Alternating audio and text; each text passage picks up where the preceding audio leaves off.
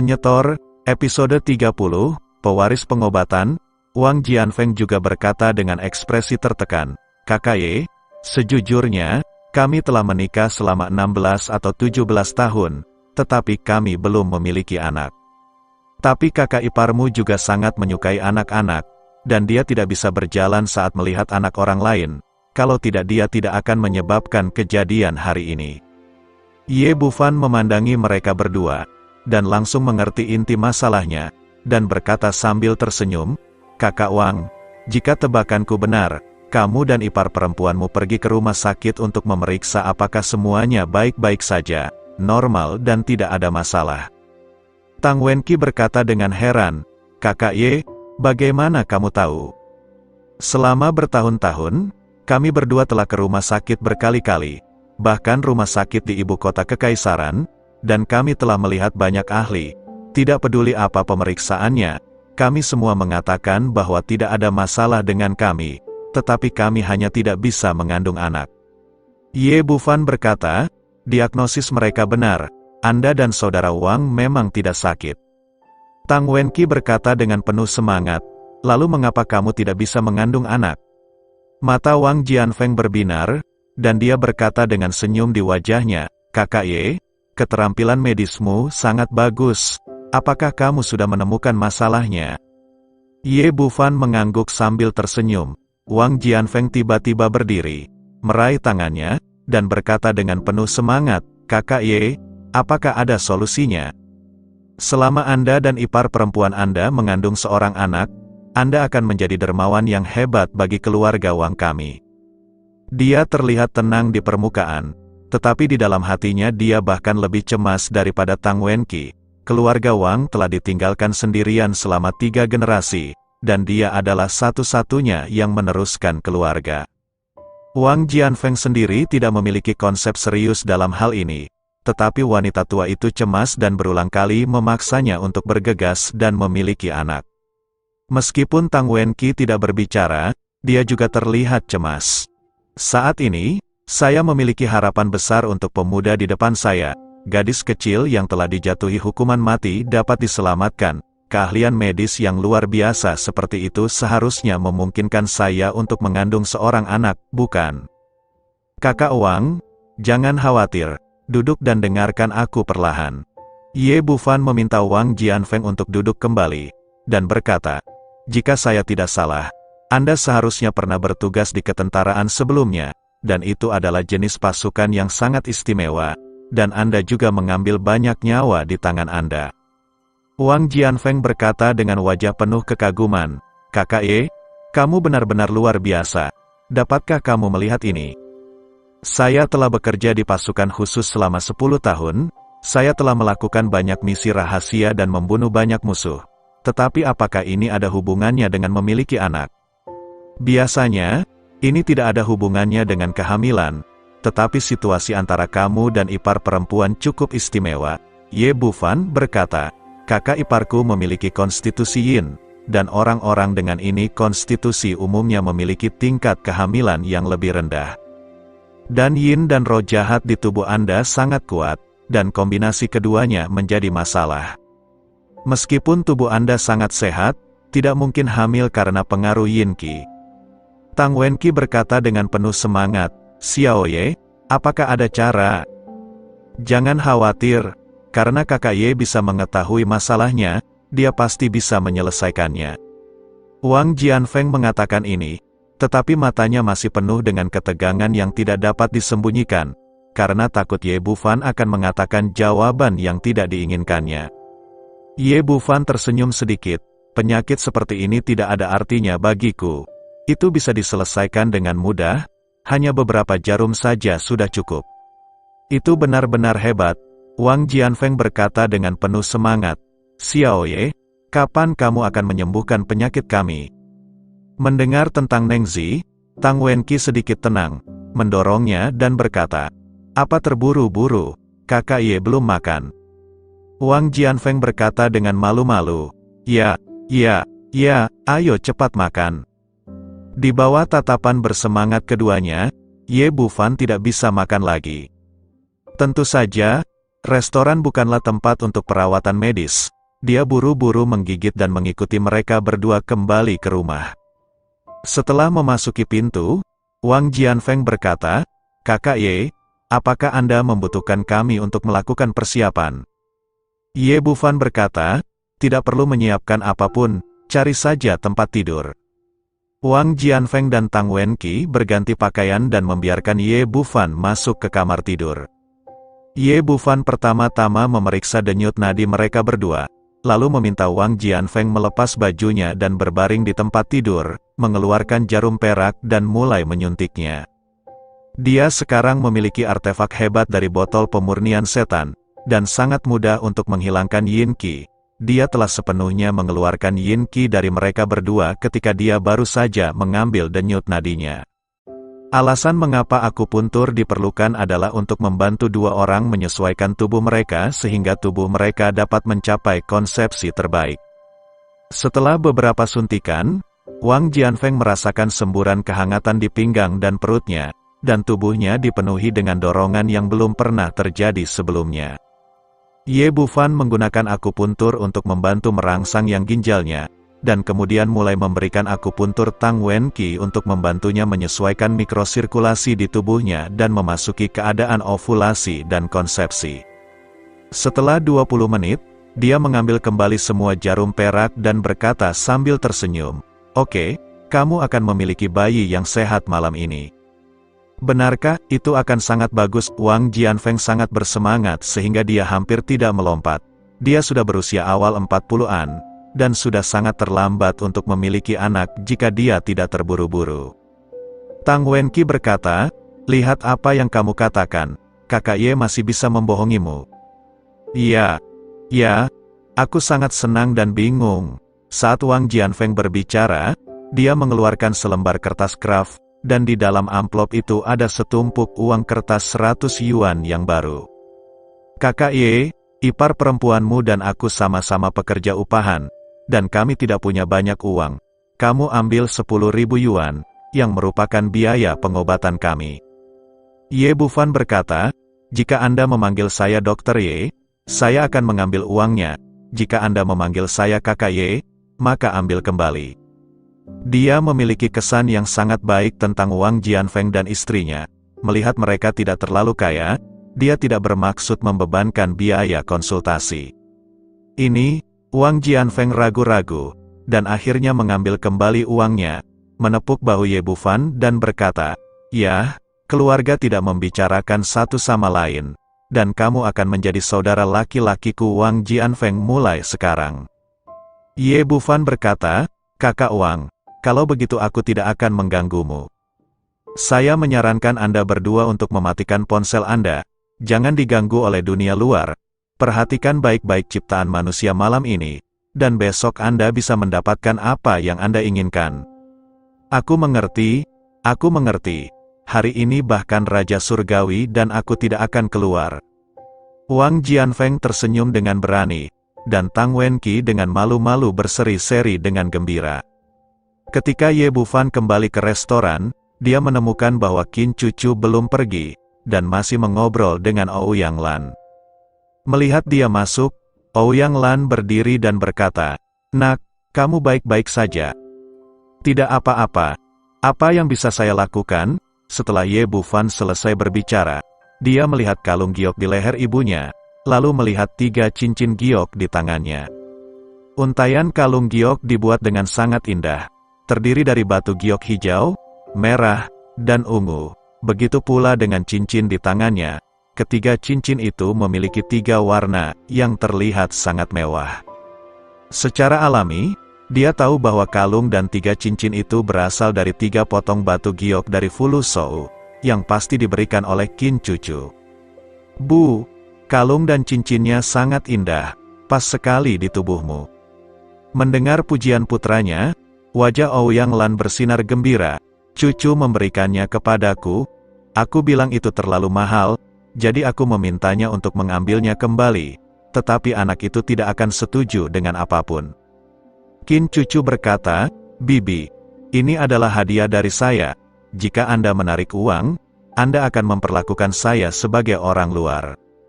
Jangan menjadi orang luar, jangan menjadi orang luar, kita semua adalah keluarga. Ouyang Lan segera berseri-seri dengan gembira, dan sudah menganggap Qin Cucu sebagai menantu perempuannya. Dia mengeluarkan ponselnya dan berkata, "Xiao Fan, ponsel ibu rusak, bisakah kamu melihat apakah bisa diperbaiki?" Dia dirobohkan di hotel dan jatuh, dia tidak baik-baik saja saat itu, dan kemudian menemukan bahwa ponselnya rusak. Ye Bufan menerima telepon Ouyang Lan. Itu adalah ponsel lama yang dibeli di pasar barang bekas, sudah digunakan selama bertahun-tahun. Pada saat ini, layarnya benar-benar rusak dan tidak ada tampilan. "Oke, Bu, jika kamu membuang telepon ini keluar dan tidak ada yang mengambilnya, mengapa kamu masih perlu memperbaikinya? Cari yang baru." Saat Ye Bufan berbicara, dia mengeluarkan kartu SIM dan membuang telepon ke tempat sampah di sebelahnya. "Saya telah menggunakan ponsel ini selama bertahun-tahun, dan saya sudah terbiasa dengannya," Ouyang Lan berkata dengan agak enggan, "bahkan jika Anda ingin mengganti ponsel untuk saya, jangan beli yang mahal, saya hanya akan menggunakan ponsel lama ini." "Tidak perlu membelinya, aku sudah menyiapkannya untukmu." Ye Bufan mengeluarkan ponsel buatan Rital dan memasukkan kartu telepon ke dalamnya. Ouyang Lan meliriknya, dan menemukan bahwa itu tidak terlalu berbeda dengan ponselnya sendiri, dan bertanya, "Anakmu, kapan kamu membelinya? Berapa?" "Tidak banyak uang, 350. Ye Bufan tahu bahwa jika harga sebenarnya dikutip, ibunya tidak akan menggunakan apapun, jadi dia langsung menghilangkan unit di belakang. "Oh, ini masih agak mahal. Nyatanya, kamu bisa membeli ponsel tua seharga 1 atau 200 yuan. Ouyang Lan menjawab telepon sambil berbicara. Qin Cucu di sebelahnya tidak bisa menahan cekikikan. Panggilan telepon 3,5 juta terlalu mahal dengan 350 yuan. Wanita tua ini bukan orang lain. Saat ini, telepon di tangan Ouyang Lan berdering. Ouyang Lan melirik ke nomor telepon, ekspresinya sedikit berubah, dan dia akan keluar untuk menjawab telepon dengan ponsel di tangannya. Ye Bufan menariknya kembali. "Bu, kamu bisa mengambilnya di sini. Aku akan melihat apa yang bisa mereka katakan. Bahkan jika Anda tidak menggunakan indera spiritual Anda untuk melihatnya, Anda dapat menebak bahwa panggilan itu pasti dari paman-paman di rumah itu." Ini, Ouyang Lan ragu-ragu sejenak, tapi akhirnya duduk kembali dan menekan tombol jawab. Begitu telepon terhubung, Ouyang De di sana berteriak, "Ouyang Lan, kapan kamu belajar mematikan telepon? Kamu sudah lama tidak menjawab teleponku." Ouyang Lan melirik Ye Bufan, dan berkata, "Xiao De, ponselku rusak." Sebelum dia selesai berbicara, Ouyang De berkata dengan kasar, "Oke, jangan bicara omong kosong, bagaimana dengan 10 juta? Ouyang Lan berkata, "Saya belum punya waktu untuk berdiskusi dengan Xiao Fan. Tidak ada yang bisa dinegosiasikan. Izinkan saya memberitahu Anda, 10 juta harus diberikan, dan nyawa Xiao Hui bernilai 10 juta. Besok di rumah tua, kami akan menunggu kepulanganmu bersama." Setelah Ouyang De selesai berbicara, dia menutup telepon dengan sekejap. Ouyang Lan meletakkan teleponnya dan melihat ekspresi minta maaf putranya. Ye Bufan bertanya, "Bu, ada apa dengan 10 juta? Begini, pamanmu berkata bahwa kamu akan membayar mereka masing-masing 2 juta yuan untuk kematian bibimu, dan 2 juta yuan lagi untuk biaya pemakaman." Ouyang Lan juga tahu bahwa permintaan adik laki-lakinya terlalu banyak. Semakin dia berbicara, semakin rendah suaranya, dan pada akhirnya hampir tidak terdengar. "Kenapa? Mereka masih tidak masuk akal." Sebelum Ye Bufan dapat berbicara, Qin Cucu berteriak dengan marah, "Tidak peduli bagaimana Anda melihatnya, orang tidak boleh diberi uang ketika mereka mati." Ye Bufan berkata, "Benar, kematian Ouyang Hui adalah kasus kriminal. Itu tidak ada hubungannya denganmu, dan kamu tidak perlu memikul tanggung jawab untuk kompensasi. Mundur selangkah, bahkan jika Anda harus kehilangan uang, itu bukan giliran Anda untuk membayar mereka. Ini sepenuhnya memanfaatkan api untuk merampok dan memeras." Qin Cucu berkata, "Ini terlalu menggertak. Anda juga menagih 2 juta untuk pemakaman. dari mana asalnya? Ouyang Lan tampaknya adalah seorang anak yang telah melakukan kesalahan, dan berkata dengan malu-malu, Xiao Fan, bagaimanapun juga, mereka semua adalah adik saya. Mengapa Anda tidak memberi saya lebih sedikit? Bu, kenapa kamu belum mengetahuinya? Coba pikirkan apakah orang-orang ini menyayangimu. Jika kamu adalah saudara perempuanmu, kamu tidak akan diusir sendirian saat itu. Ye Bufan berkata, jika mereka benar-benar memperlakukan Anda seperti saudara laki-laki dan perempuan, apalagi 10 juta, saya tidak peduli apakah saya memberi mereka 20 juta atau 30 juta. Tapi tidak sekarang, hanya mereka serigala bermata putih, tidak bisa memberikan 1 poin pun. Ouyang Lan berkata, tapi, Ye Bufan berkata, tidak ada yang perlu dikhawatirkan. Bu, kamu bisa menyerahkan masalah ini kepadaku, dan kita bisa kembali bersama besok. Ouyang Lan berpikir sejenak, dan akhirnya berkata, baiklah kalau begitu, ibu akan mendengarkanmu. Ye Bufan mengirim Qin Cucu pulang, dan keesokan paginya, dia kembali ke Kabupaten Wufeng bersama Ouyang Lan. Karena kondisi jalan yang buruk di kota kabupaten dan fakta bahwa dia tidak ingin terlalu pamer, dia memilih Passat daripada Pagani. Setelah masuk ke dalam mobil, Ouyang Lan ragu-ragu dan berkata, Xiao Fan, kita sudah lama tidak kembali, mengapa kamu tidak membawakan mereka hadiah? Bu, semuanya setuju untuk mendengarkan saya, dan saya tidak akan membawakan mereka apapun. Orang-orang ini semua adalah serigala bermata putih yang tidak bisa mendapatkan cukup makanan. Tidak peduli berapa banyak manfaat yang mereka berikan, mereka merasa pantas menerimanya, itu, dan mereka tidak akan setengah bersyukur. Anda bekerja paruh waktu untuk mereka pergi ke sekolah, menikahkan mereka, dan bahkan menjual diri Anda untuk pergi ke sekolah untuk mereka. Bagaimana akhirnya, sebagai gantinya apa? Ouyang Lan menghela nafas dan tidak berbicara lagi. Dia tahu bahwa apa yang dikatakan putranya adalah kebenaran, tetapi dia baik dan tidak ingin membuat terlalu banyak masalah dengan adik-adiknya. Ye Bufan tidak mengemudi terlalu cepat, dan memasuki Kabupaten Wufeng setelah 2 jam. Rumah tua keluarga Ouyang Lan peninggalan nenek moyang mereka, meski terlihat bobrok setelah 100 tahun, namun terletak di tengah kota dan memiliki area yang luas. Meskipun agak tua untuk ditinggali sekarang, itu pasti uang yang sangat besar jika dipindahkan. Saat itu, Ouyang De dan yang lainnya menyukai ini, jadi mereka mengusir Ouyang Lan tepat setelah nenek Ye Bufan, Zhao Kaifeng meninggal. Zhao Kaifeng memiliki 3 putra dan 3 putri, tetapi ketika dia sekarat, hanya Ouyang Lan yang berada di sisinya untuk memenuhi baktinya, dan dia bahkan meminjam sejumlah besar hutang untuk merawat wanita tua itu. Ouyang De dan yang lainnya tidak hanya tidak bisa melihat bayangannya, tetapi mereka bahkan tidak membayar sepeser pun. Wanita tua itu juga patah hati dengan ini, dan langsung mengalihkan kepemilikan rumah tua ini ke nama Ouyang Lan di ranjang kematiannya.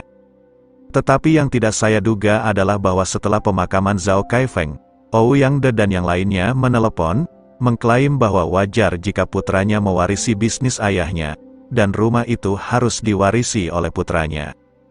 Tapi Ouyang Lan hanyalah orang luar, dan akhirnya diusir. Ouyang Lan juga terbiasa menghadapi adik-adiknya yang mendominasi. Dia tidak berdebat dengan mereka, dan datang ke kota Jiangnan untuk membuka toko roti kukus, mengembara sendirian hingga hari ini. Di rumah tua saat ini, saudara dan saudari dari keluarga Ouyang semuanya hadir dan berkumpul untuk rapat. Ouyang De berkata, tunggu Ouyang Lan dan yang lainnya kembali. Kami akan melaksanakan sesuai rencana. Pertama-tama tunjukkan wajah yang baik, dan jika mereka masuk akal, mereka dengan patuh akan mengambil 10 juta.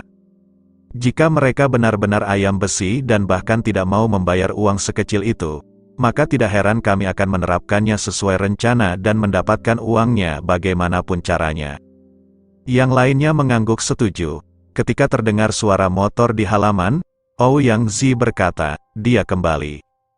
Ye Bufan mengemudikan mobil ke halaman, dan begitu diparkir, dia melihat Ouyang De, Ouyang Zi, Ouyang Cheng dan yang lainnya keluar dengan wajah bahagia. Ada cibiran di sudut mulutnya, Dalam ingatannya, sepertinya ini pertama kalinya dia melihat orang-orang ini begitu antusias. Tapi saya tahu betul di hati saya ide macam apa yang dimainkan orang-orang ini. Mereka hanya ingin mendapatkan uang dari ibu mereka. Kakak, kamu akhirnya kembali. Kamu telah merindukan kami selama bertahun-tahun.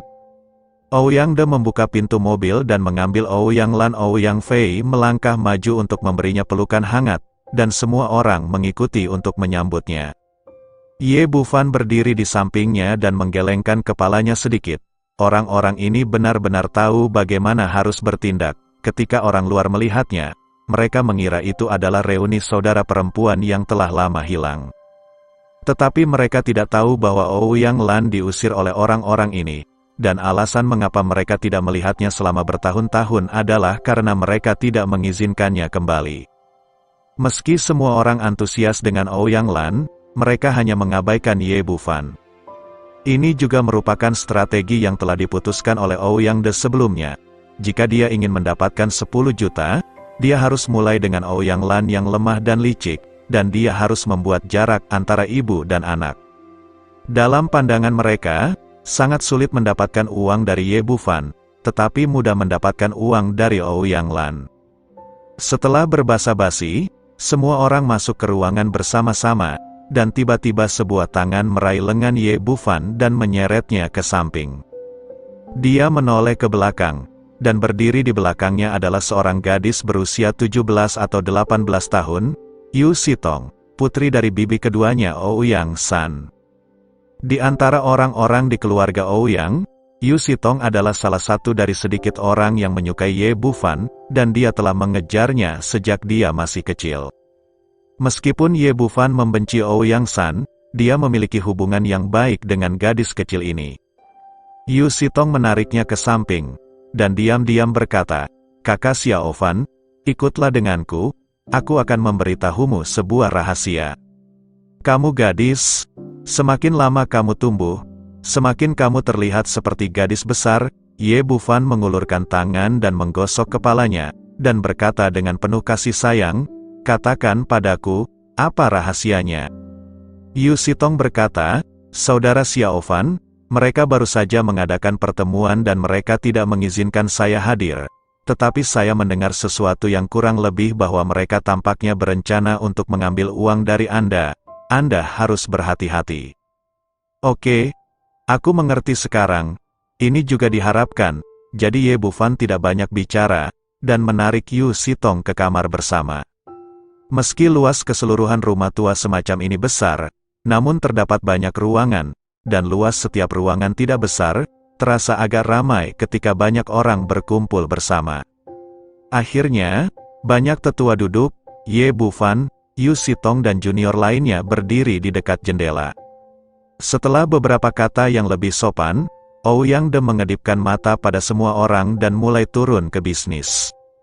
Dia melihat pakaian Ouyang Lan dan berkata, "Kakak, kudengar keluargamu kaya sekarang, sebuah restoran besar bernilai 70 hingga 80 juta.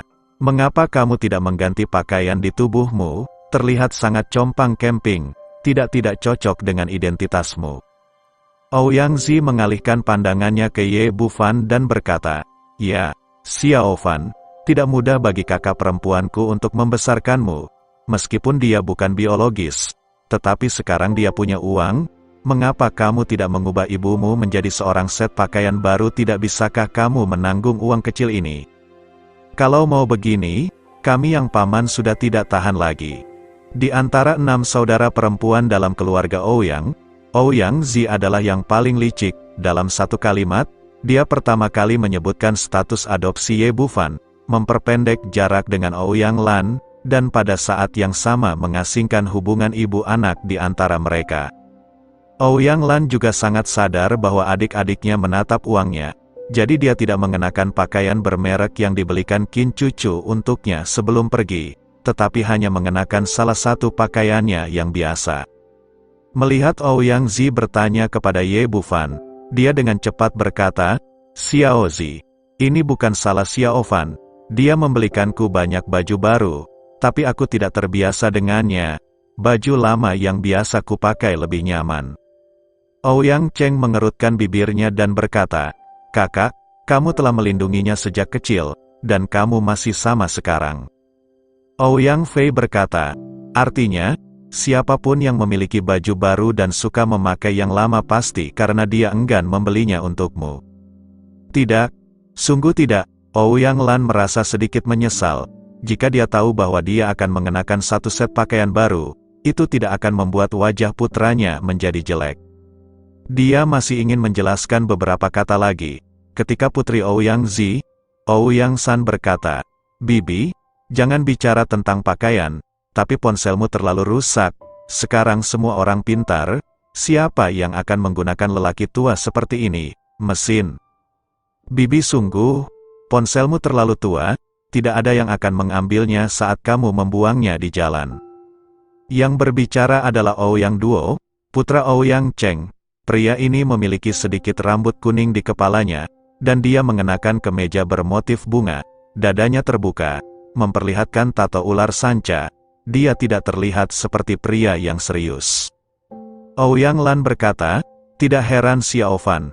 Ponselnya baru, saya sudah terbiasa dengan ponsel jenis ini, saya tidak terbiasa dengan ponsel layar sentuh." "Kakak, berapa umurmu? Kamu baru berusia 50 tahun, tidak perlu menjadikan dirimu orang tua." Ouyang Cheng mengeluarkan ponsel buah terbaru dari sakunya dengan wajah bangga, dan berkata, "Lihat, ini adalah ponsel terbaru yang dibelikan Xiao Duo untukku, dan harganya lebih dari 10.000 yuan. Padahal, kita yang sudah tua tidak peduli berapa harga ponsel ini, kuncinya adalah hati sang anak." Ouyang Duo berkata dengan sangat kooperatif, "Lihat apa yang kamu katakan, aku adalah putramu sendiri, bahkan jika aku tidak punya uang, aku tidak bisa kehilanganmu." Ouyang Fei berkata, "Benar, putra ini berbeda." Setelah selesai berbicara, semua orang di ruangan itu memandang Ye Bufan dengan sarkasme dan ejekan di mata mereka. Ye Bufan bersandar ke jendela dan tidak berkata apa-apa, hanya menonton penampilan orang-orang ini dengan acuh tak acuh. Yu Sitong berkata, "Bu, apa yang kamu bicarakan? Bukankah ini hanya ponsel? Tidak perlu online seperti ini." "Jangan menyela anak-anak ketika orang dewasa berbicara," Ouyang Fei menegur. "Apakah ini masalah dengan ponsel? Ini bakti, ini hati nurani, mengerti?" Ouyang De memasang ekspresi serius dan berkata, "Ya, Xiao Tong, ketika kamu menjadi kaya di masa depan, kamu tidak boleh menggunakan telepon semacam ini untuk ibumu." Melihat orang-orang ini mengejek putranya dengan senjata dan pentungan, Ouyang Lan merasa cemas, tetapi dia tidak tahu harus berkata apa. Orang-orang di keluarga Ouyang ini jelas tidak ingin melepaskan topik ini. Ouyang San berkata lagi, "Semua orang salah. Saya pikir ponsel ini tidak dibeli sama sekali, tetapi hadiah pulsa telepon fix silaturahmi." Ouyang Duo menyambar ponsel dari tangan Ouyang Lan, dan berkata sambil tersenyum, "Benar, hanya ponsel tua semacam ini, Anda bisa mendapatkannya jika Anda menyetor 500 yuan. Ouyang San berkata, 500 yuan terlalu banyak. Saya melihat gaya yang sama beberapa hari yang lalu, dan saya dapat memberikannya dengan deposit 300 yuan, dan baskom baja pada saat yang sama." Ouyang Duo berkata, "Tidak mungkin, Xiao Fan adalah orang kaya sekarang. Bagaimana mungkin dia hanya menghemat 300 yuan untuk menelepon? Saya kira seharusnya 500 yuan. Ouyang San berkata, "Saya pikir panggilan ini bernilai 300 yuan. Jika tidak, kami akan bertaruh, itu akan menjadi 50 sen. Ouyang Duo berkata, "Ya, saya tidak punya uang, tapi saya mampu membeli 50 sen. Keduanya bernyanyi bersama, dan mereka sangat bahagia, dan orang-orang di sebelah mereka juga tertawa terbahak-bahak. Orang-orang ini dipenuhi dengan kecemburuan ketika mereka mendengar bahwa Ye Bufan menjadi kaya, dan sepertinya ejekan semacam ini akan membuat kecemburuan mereka melampiaskan dengan bebas.